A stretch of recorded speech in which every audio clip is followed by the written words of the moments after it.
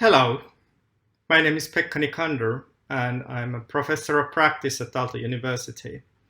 Today, it's my pleasure to describe you a few things about the security and key management for digital calibration certificates. I'm going to speak about what is the business today, what are the calibration certificates today, what does it mean for digitally signed and sealed documents in general, so not only for calibration certificates, but for everything. I'll speak about key management, digitally encrypting documents, and securely storing and transferring the cryptographic keys which are needed for all of these. And I will end with a few questions to you as a user of the future DCCs. What should you think about these? So the business today is that we have calibration certificates, as you know. They are pieces of paper, sometimes PDF, and they are signed with a pen. And everything here is based on mutual trust. So I know the people who have signed it, or I at least know the organization to where these people who have signed the certificate work in, and therefore I can trust that the certificate is correct and the underlying calibration has been done in the way that it needs to be done. So we know who may sign the certificate, or at least who is the organization. If we want to have the same functionality for the digital world, we need to use something which is more or less based on physical security, like sending a PDF on a USB stick, because even email is not secure enough in this way for this kind of a way. It's very easy to forge bits, and that is the problem. So what do we need is that we need to apply cryptography, the art of digital signatures, with cryptographic keys. And the reason why we need to do that is that we want to show that the signature attached to a document is really authentic and that the document hasn't been changed afterwards. And that is not easy because all bits look the same. Every 0 bit looks like a 0 bit and every 1 bit looks like a 1 bit. So this is a kind of a tricky. What we need here is basically two kinds of keys, public keys and private keys, where creating a signature requires a private key, basically a secret that only I hold. If I have that secret, I can create my signatures. Nobody else can do that. But in order to verify whether my signature really is my signature, you need my public key, which is something that everybody is supposed to know. And one of the more tricky questions is, how do you know which public key is my public key and not somebody else's public key? And that brings us to the key management. These private keys and public keys, they can be created in large numbers, huge numbers, very fast.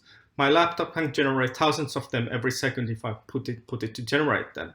So it's very important to know who is holding the private key and keeping it secret, and what is the corresponding public key.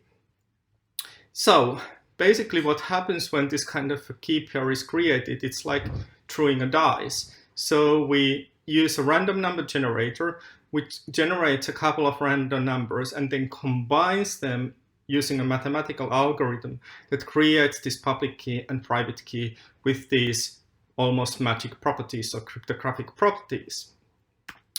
So when we have these keys, and I have my private key, which is secret to me, nobody else knows it, I can use that key to create a signature for any document. And the way that I do it is I take the document and I need to define what is the document structure bit by bit, because if I change even a single bit afterwards, this will no longer work. So I have to define first, what is the exact bit by bit version of the document that I want to sign? And once I have decided that, then I create what is called the digital fingerprint out of the document. That is a fingerprinting algorithm or hashing algorithm that is used for that. And then I take that fingerprint and my private key, I put these to a second algorithm, a signature algorithm, and that creates a signature. Of course, the signature itself is just a string of bits. It's a relatively long string of bits, but it's still ones and zeros, and you can't tell anything about that. It even looks random to you as a human. So we need the public key to verify whether this signature is really my signature over that particular document. And for that, we need that document. Again, the bit by bit exact copy of the document. If even a single bit has been changed, the document no longer verifies. We need my public key, we need the signature. And what we do is that we first use the fingerprint algorithm to generate the same fingerprint out of the original document. Then we put these three things, the fingerprint, my signature, and my public key, into a second algorithm, a verification algorithm that either tells that, yes, this signature has been generated using the private key corresponding to this public key over this particular version of this document. Or it says, no, something is wrong. The key is wrong, the signature is wrong, or the document is wrong, but it can't tell what is wrong. So this is how digital signatures are created and verified. Now, the tricky question is, how do we manage these keys? How do you know that my public key is really my public key? How do you know if a particular key is authorized to do something? So even though if you knew that, okay, that particular public key is Pekka's public key, you would still need to know whether I'm allowed to sign certain kind of documents, because I'm not allowed to sign, certainly I'm not allowed to sign calibration certificates because I don't have the education and I'm not working for an NMA or anything. So you also need to know what the key is authorized for. So even if I worked for an NMI, you would need to know in which role I work for the NMI, whether I'm allowed to sign those certificates or not. And you need also to know, do I keep my private key secret? And am I competent in doing that? And do I do that all the time? Because if I reveal my private key to somebody else can create signature on my behalf. And they can do that forever unless they destroy my key, the copy of my key that they have. So how do we do that? Well, we do it already in the internet. In the internet, we have what is sometimes called the TLS key hierarchy or the internet PKI, where we have hundreds of what are called root CIs, thousands of what CIs or certificate authorities, and millions of websites. And this works nicely most of the time. The problem is that there are problems sometimes. For example, about 10 years ago, somebody managed to get a key that claimed to be a key for Microsoft. And for 2 weeks, they were able to sign and fake Microsoft websites until it was noted. So having that many players for everything is not very secure. It's secure enough for electronic banking combined with the bank security. It's secure for electronic commerce with the credit card numbers and so on. But we have to define if that is secure enough for other purposes. So far I've spoke about what is the business today, so that we have the paper calibration certificate, what are the signatures, what is key management, and so on. And now I will speak more about what are seals. What is the difference between signatures and seals in this digital world? Well, a signature is what we just spoke about, and a seal is a signature that has a different legal meaning. So the difference between digital signatures and digital seals is a legal one. Technically, they are the same. In the legal speaking, a signature is made by a human and a seal is made by an organization. Technically, they look the same. And we have to understand that there is this distinction. And when I'm speaking as a techie, as I'm doing most of the time, I'm also referring to the seals as signatures. And that I will do for the rest of the presentation mostly. So let's have a look at a little bit more about the key management and why it's so important. We probably remember that the keys were generated from the random numbers.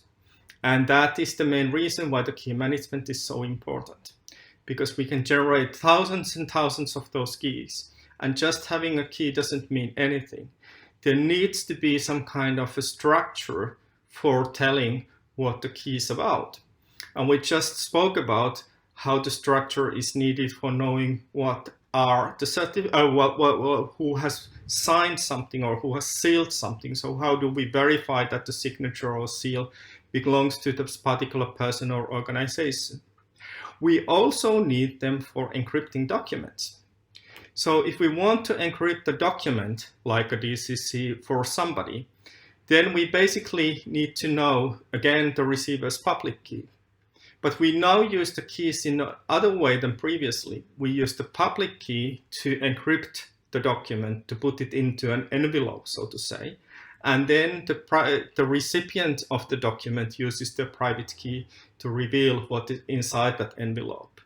But for that, we need the same kind of PKI, the same kind of key management structure than we need also for signatures and for seals. And we can use the same PKI for both if we want, or we can use separate PKIs and separate keys for them. So now I have described basically how do we sign and seal documents, what is key management, and how do we encrypt the documents using the same keys or separate keys depending on what we want. Another important aspect is how do we store the keys securely and how do we transfer the keys securely. So if we think about from the DCC point of view, we can have this kind of a view to the situation. So when somebody is creating the DCC, they first create that bit-by-bit copy, that document that they want to sign in the XML format. And then they sign it, and that creates a signed version of the DCC, which is then transferred to the user of the DCC, who need to verify that the signature in the DCC is really the right signature. And now there are basically two potential problems here. One is, how does the user keep the private key really private? What is the method of keeping in such a way that nobody else ever gets the private key? And we probably want to use some hardware for this so that not even the user can make copies of the private key, they can just use it. There are various ways for this, for example, using smart cards or using separate servers. The second and harder problem is that how does the DCC user know that the public key really is the user's public key? And for that, we need the PKI, the public key infrastructure that we just spoke about. And that is something that we are planning to create in a future project. Anyway, from the user point of view, you have to think about these kinds of things when considering DCCs. Who has the authority to sign the DCC? And what is the process to authorize that person? And how is this reflected then in the PKI, that we know that that particular public key belongs to a particular person who has been authorized to sign DCCs on the behalf of a certain organization. The second question is that, do you want that the DCCs that you're generating, whether they are signed by a person or whether they are sealed by an organizational seal? And these are two different ways of doing the same things, more or less. The next question is that how do you want you and your customers to be able to validate the signatures or seals, or what kind of PKI you need? How do you create this trust to the public keys? And finally, you have to think about that who should have access to read the DCCs, or whether the DCCs need to put these into these envelopes that only the recipient can read when they have this right private key. Thank you for listening. This was my very brief presentation and introduction to the security of digital calibration certificates and the key management infrastructure that is needed for this. You can have also to look at the slides. There are a few additional slides there which explain a little bit more, but unfortunately we have only a limited time for this kind of presentation. Thank you.